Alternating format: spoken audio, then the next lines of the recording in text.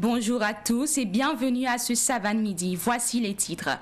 Bientôt, un nouveau gouvernement resserré et solidaire et la présence des chefs militaires au front. C'est la promesse faite par le chef de l'État Roch-Marc Christian Kaboré. Il s'est adressé hier soir à la nation. La substance de son adresse dans ce journal. Le RPI, le Rassemblement patriotique pour l'intégrité, s'indigne face à la gestion non maîtrisée des FDS et du manque évident de rigueur du président du Faso Roch-Marc Christian Kaboré. Le résumé de la déclaration du RPI dans cette édition. Les Burkinabés vivant en Côte d'Ivoire s'inquiètent de la situation sécuritaire actuelle du Burkina Faso. Avec l'ONG Trade Union, ils interpellent le chef de l'État burkinabé afin qu'il rétablisse l'ordre sécuritaire en facilitant le retour des exilés politiques. Dans ce journal, vous en saurez plus.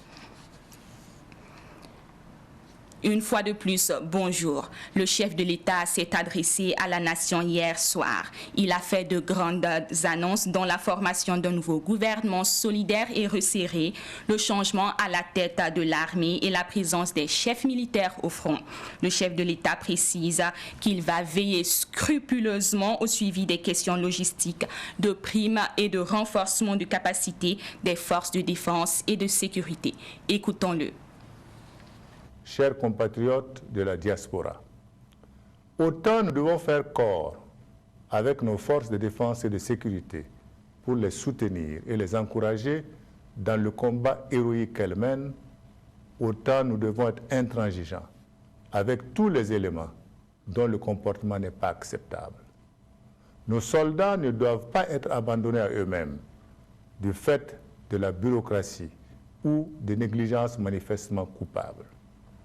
C'est pourquoi, de l'enquête administrative que j'ai instruite sur Inata, qui sera achevée le mardi prochain, nous tirerons toutes les conséquences disciplinaires et engagerons les poursuites judiciaires appropriées. La fermeté dont nous ferons preuve afin de mettre chacun devant ses responsabilités sera le ciment de la cohésion, de la discipline et de l'efficacité de nos forces de défense et de sécurité et du lien sacré armée-nation que j'appelle de tous mes voeux. Je veillerai scrupuleusement, plus que par le passé, sur les questions de logistique, de primes et de renforcement des capacités opérationnelles de nos forces combattantes. Je lancerai, dès la semaine prochaine, après concertation avec les autorités judiciaires et l'autorité supérieure de contrôle d'État et de lutte contre la corruption, une opération main propre pour vider tous les dossiers pendants de corruption et éclaircir toutes les affaires qui polluent le quotidien des Burkinabés. Le Conseil des ministres d'hier a décidé du report de la célébration du 11 décembre prochain à Zignaré dans le plateau central. Cette décision fait suite à la situation de deuil successif subis par la nation. D'autres décisions ont également été prises par le Conseil des ministres. Sibline Ankelsé pour des précisions. La célébration des festivités du 11 décembre 2021 à Zignaré dans le plateau central est reportée à l'année prochaine. Cependant, il est prévu des cérémonies de prise d'armes dans l'ensemble des provinces du Burkina Faso. Clément Sawadogo, ministre de l'administration territoriale et de la décentralisation, a invité les 13 régions à organiser des activités symboliques. Mais sur le plan national, il y aura la cérémonie de décoration. En ce qui concerne donc les activités comme les activités festives, la grande parade civilo-militaire et bien d'autres activités comme sportives, culturelles, récréatives, etc. Toutes ces activités feront l'objet de report. Le 11 décembre donc, ce que nous demanderons aux 13 régions, ce serait d'organiser des activités simples, symboliques, c'est-à-dire une cérémonie de prise d'armes suivie des décorations, je dis bien au plan régional, dans toutes les 13 régions de notre pays. Au plan national, il y aura bien sûr la cérémonie habituelle des décorations au palais présidentiel et on s'en tiendra pour l'essentiel à cela. Cette décision du Conseil des ministres intervient suite à la situation de deuil successif subie par la nation, occasionnant la désolation au niveau de la population burkinabé. Pour le ministre de la Communication, porte-parole du gouvernement, les récentes attaques d'Inata, de Foubé et de Tiou interpellent tous les Burkinabés sur la lutte contre le terrorisme. Pour ce faire, Ousseini Tamboura invite toutes les composantes de la société à se mobiliser autour des forces de défense et de sécurité. La solution militaire est certes une des solutions qu'il faut utiliser, parce que le militaire ou le fusil du militaire peut tuer le terroriste, mais il ne peut pas tuer le terrorisme, puisque le terrorisme est un phénomène de société. Et ce sont des personnes qui continuent à s'enrôler, ce sont des personnes qui ont bâti des systèmes, qui mobilisent des ressources. Il y a lieu véritablement que chaque Burkinabé aujourd'hui se demande qu'est-ce qu'il peut bien faire pour que ce terrorisme finisse dans notre pays. Donc c'est encore de rappeler et de demander à l'ensemble des leaders d'opinion, de demander à tous les Burkinabés de porter le message déjà de sensibilisation pour favoriser le non-enrôlement des jeunes Burkinabés, des messages aussi qui poussent les populations à la collaboration avec les forces de défense et de sécurité. Le Conseil des ministres s'est également penché sur la prorogation de la coupure de l'Internet mobile de 96 heures. Pour Séni Tamboura, le gouvernement est conscient de l'impact économique de la coupure d'Internet. Voilà pourquoi elle n'est pas intégrale, mais sollicite tout de même la compréhension des usagers. C'est l'occasion donc encore une fois de plus de solliciter la compréhension des usagers.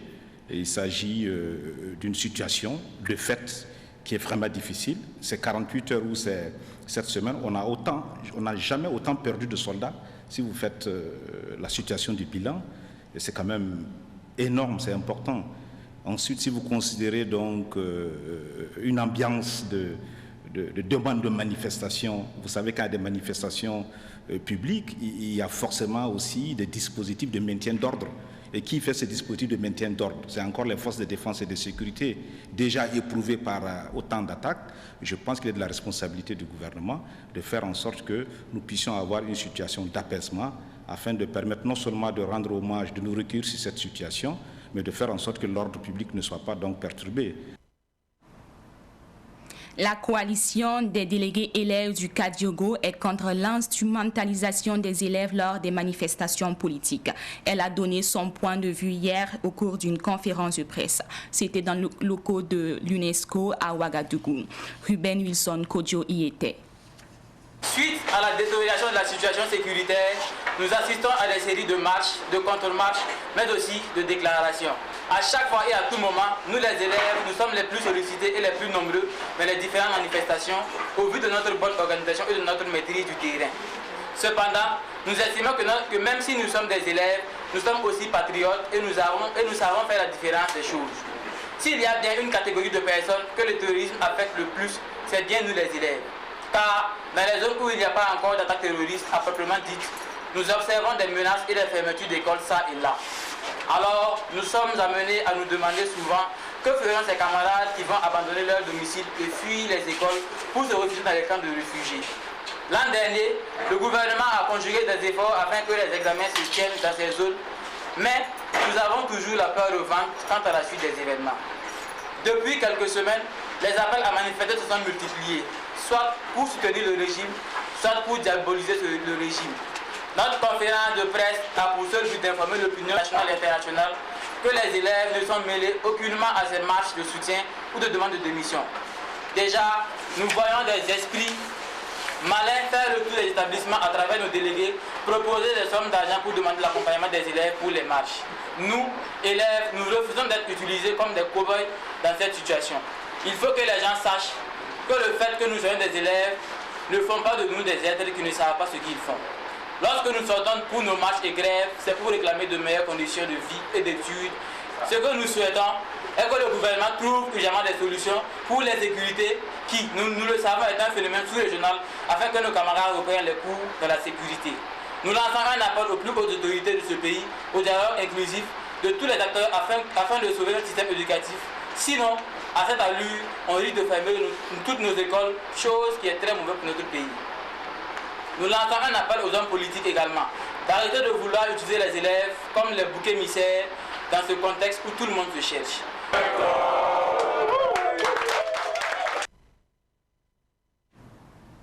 Le ministre de l'Éducation nationale, Stanislas Ouaro, a indiqué qu'au regard des appels à manifester le 27 novembre prochain par certaines organisations, les établissements scolaires resteront fermés ce vendredi 26 novembre au samedi 27 novembre sur toute l'étendue du territoire national.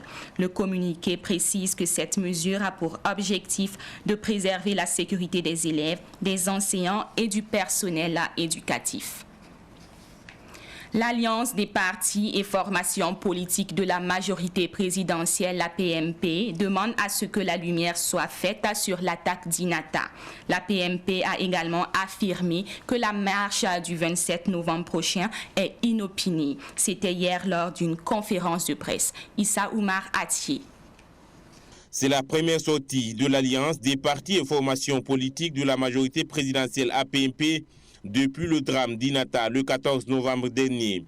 Ce drame, qui est considéré comme le plus meurtrier au sein de l'armée pour les uns et le plus honteux pour les autres, suscite toujours de la colère. Une colère toute légitime selon l'APMP qui exige toute la lumière sur cette attaque. Nous avons été informés comme vous tous et c'est la raison pour laquelle le chef de l'État a fait une sortie et a demandé immédiatement qu'une enquête administrative soit faite afin de situer les responsabilités à ce niveau. Et comme nous l'avons dit dans notre propos, l'avantage de cette enquête administrative va amener les uns et les autres à prendre des décisions, permettre que nous puissions situer les responsabilités et pouvoir sévir également, non seulement pour éviter que ce genre de situation ne se présente et une fois de plus, éviter que ces genres d'événements ne se reproduisent à nouveau. Et donc, nous avons dit dans nos propos que nous souhaitons que cette enquête soit diligentée. Et nous suivons de près pour voir quels sont les résultats. Et naturellement, des mesures doivent être prises, des mesures punitives et des mesures correctives. La PMP déplore le comportement de l'opposition politique qui veut, selon elle, profiter de la situation d'insécurité comme opportunité à des fins politiques. L'Alliance de la majorité présidentielle invite l'opposition au dialogue et à la concertation. Aujourd'hui, cette question est traitée de manière politique. À l'intérieur, les populations ont peut-être écouté certaines personnes, certaines officines politiques qui veulent utiliser le terrorisme pour régler donc des questions politiques. Or, comme vous le savez, les questions politiques dans le pays sont gouvernées par la Constitution. C'est-à-dire que si tu veux diriger un pays, si tu veux être maire, si tu veux être président, si tu veux être député, il y a des élections et nous sommes un pays, sur cette question-là, un pays modèle. Que l'opposition doit revenir à la table pour que nous puissions ensemble, dans le cadre constitutionnel, régler les questions politiques. Actualité oblige, la suspension de l'Internet mobile a également été évoquée par la PMP. La situation de guerre dans laquelle se trouve le Burkina Faso a certainement dicté cette mesure qui est également encadrée dans le temps. Nous espérons que ce soit vraiment la dernière prorogation pour que les Burkinabés qui se sont trop habitués à Internet et pour certains même vivent grâce à Internet parce que leur économie, leur activité est fondée sur Internet, puissent en tout cas s'en servir. Mais comprenez le gouvernement parce que s'il n'y avait pas eu cette coupure, peut-être que les conséquences, en tout cas, tendant au trouble de l'ordre public seraient encore plus graves. La marche du 27 novembre prochain est, selon l'Alliance des partis et formations politiques de la majorité présidentielle APMP, inopportune. La PMP qui juge la marche de demain inopportune. De son côté, le RPI, le Rassemblement patriotique pour l'intégrité, s'est prononcé sur les récentes attaques terroristes d'Inata, de Foubé et de Tiou. Dans sa déclaration, le RPI a également lancé un appel au président du Faso à plus de fermeté et de responsabilité. Gisèle Zungrana. Pour le RPI, Rassemblement patriotique pour l'intégrité, les récentes attaques terroristes d'Inata, de Foubé et de Tiout sont inconcevables vu les conditions pénibles et ignobles que vivent nos FDS sur le terrain. Tout en déplorant le manque de rigueur dans la gouvernance, le RPI appelle le président du Faso à plus de fermeté et de responsabilité afin de mieux protéger l'intégrité du territoire ainsi que les personnes et les biens. Dans ce sens, il propose l'instauration de pôles provinciaux de formation militaire supervisés par des officiers de l'armée, la remobilisation des FDS à la retraite, la diversification des partenaires extérieurs et enfin l'anéantissement des sources de financement du terrorisme. Pour terminer, le RPI appelle à l'union sacrée de tous les Burkinabés et réitère leur soutien aux FDS en présentant leurs sincères condoléances aux familles des éplorés. Les membres de la coalition des leaders d'associations du Burkina, Collab, ont animé une conférence de presse hier. Objectif, se démarquer de la marche du 27 novembre prochain. Ce mouvement appelle à la mobilisation générale. Pakisba Mariam Ouedraogo. L'heure n'est plus aux statistiques douloureuses sur le nombre de morts et de déplacés internes. L'heure est au réveil patriotique. C'est le point de vue du mouvement national africain, membre de la coalition des leaders d'associations du Burkina. Peuple inter du Burkina Faso, l'heure est plutôt au réveil patriotique.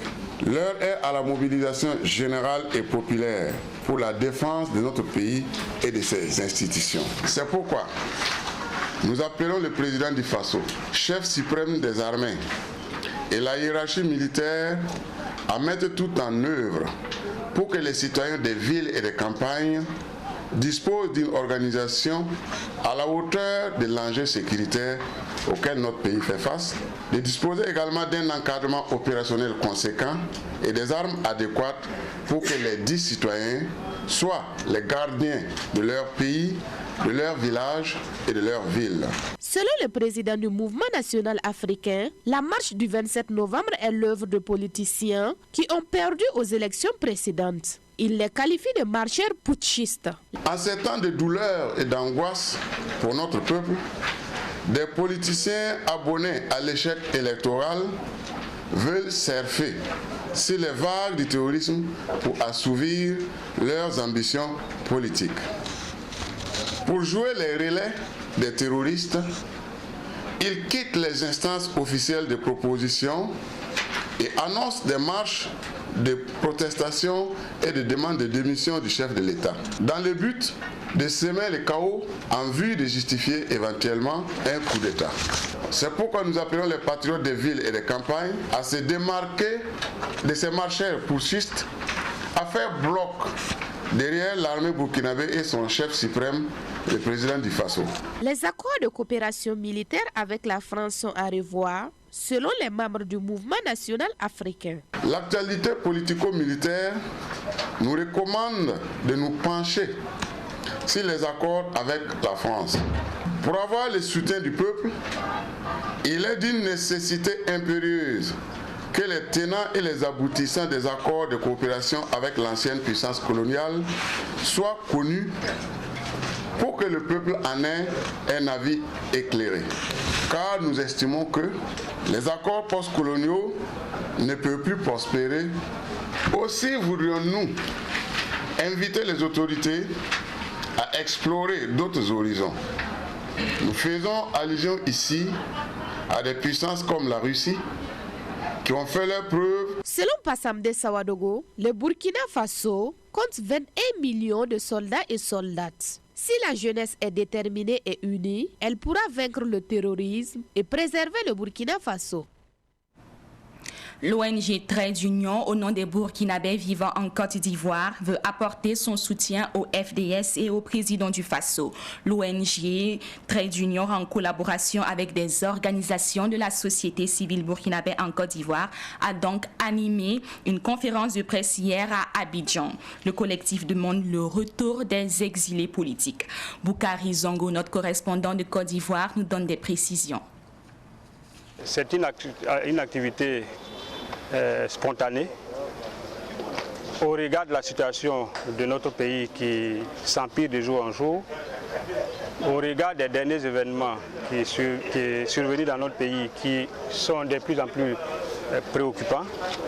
Cette plateforme a été décidée spontanément pour porter la voix de la diaspora dans la lutte contre le terrorisme au Burkina Faso.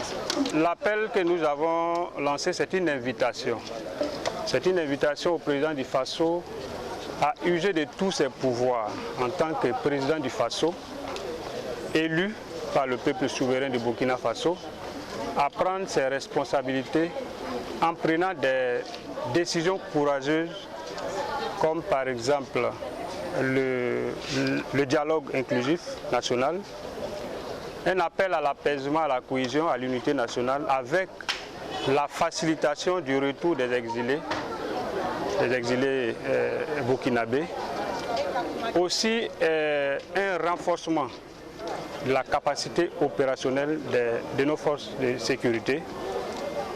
Une stratégie innovante qui rassure et qui peut nous permettre de regarder l'avenir avec un peu plus de sourire. Cette rencontre, il faut le dire, notre pays est attaqué par des terroristes. Nos enfants, nos fils, nos petits frères, les FDS sont tués lâchement. Et donc, il y a une coalition d'associations de partis civils qui nous ont approchés pour dire qu'ils tiennent une conférence de presse pour soutenir en tout cas nos forces de défense et de sécurité et soutenir le président du Faso et tout son gouvernement. Raison pour laquelle nous, chefs de communauté, c'est notre rôle aussi d'accompagner pour que les uns et les autres se ressaisissent pour que vraiment le vivre ensemble soit réel. Retour au Burkina Faso pour parler de toute autre chose. Eh bien, c'est parti depuis hier pour la 12e édition des universités africaines de la communication UCAO. Ces UCAO se tiennent sous le thème « Les responsabilités des acteurs de l'information et de la communication en contexte de défis sécuritaires et sanitaires en Afrique ». C'est le chef du gouvernement qui a lancé les travaux de réflexion des UCAO édition 2021. Fatih Sankara nous en dit plus. Comment respecter la liberté de presse et d'expression tout en ne mettant pas en péril la vie de la nation dans un contexte de double crise? C'est le cœur des réflexions de ce 12e rendez-vous des professionnels des médias à ces UACO. La responsabilité des journalistes et des communicateurs est ici engagée. Il est évident que dans le contexte du défi sécuritaire et du défi sanitaire, une information débridée, non équilibrée, peut conduire à des situations hors de contrôle, préjudiciables à la sécurité des citoyens et à la cohésion sociale. C'est une réelle préoccupation pour nous, gouvernements, attachés d'une part à garantir la libre expression des opinions, à promouvoir la liberté de presse et d'autre part à veiller à ce que les abus de la liberté ne mettent en péril la sécurité de l'État et de la quiétude des citoyens. Il s'agit là d'une réflexion stratégique qui croise à la fois le regard de l'homme ou de la femme de science, celui du praticien, des spécialistes et qui mettent en valeur les bonnes pratiques en la matière. Les UACO donnent par là la preuve de leur utilité pratique. Les universités africaines de la communication sont une vitrine de partage d'expériences. Le ministre de la Communication attend beaucoup des travaux des experts. Il est clair que sans discernement, sans responsabilité, des abus de la liberté d'expression peuvent s'aimer la psychose, installer chez la population la psychose et le sentiment d'impuissance de l'État et servir à contrario la cause et le prosélytisme terroriste. Il nous paraît donc évident, d'une part, que le temps de la défense et de la sécurité ne peut pas aller au même rythme que le temps médiatique et que d'autre part, des abus de la communication peuvent s'avérer tout autant totalitaires que déstabilisateurs, surtout pour des États aussi fragiles que les nôtres. Pour nous États, il nous faut trouver une réponse à cette délicate question. Comment préserver les acquis, la liberté d'expression, profiter des énormes opportunités des nouvelles technologies de l'information et de la communication, tout en nous préservant des menaces dont elles sont porteuses, tout en nous protégeant de leurs revers totalitaristes. C'est de la réflexion que jaillit la lumière, dit-on. Nous attendons beaucoup vos éclairages d'experts, d'hommes et de femmes, de sciences et de médias, bien au fait de ces questions ci-dessus posées. À l'ouverture des IACO 2021, le mérite du professeur Serge Théophile Balima a été reconnu. Il a été fait commandeur de l'Ordre du mérite des arts, des lettres et de la communication à titre exceptionnel.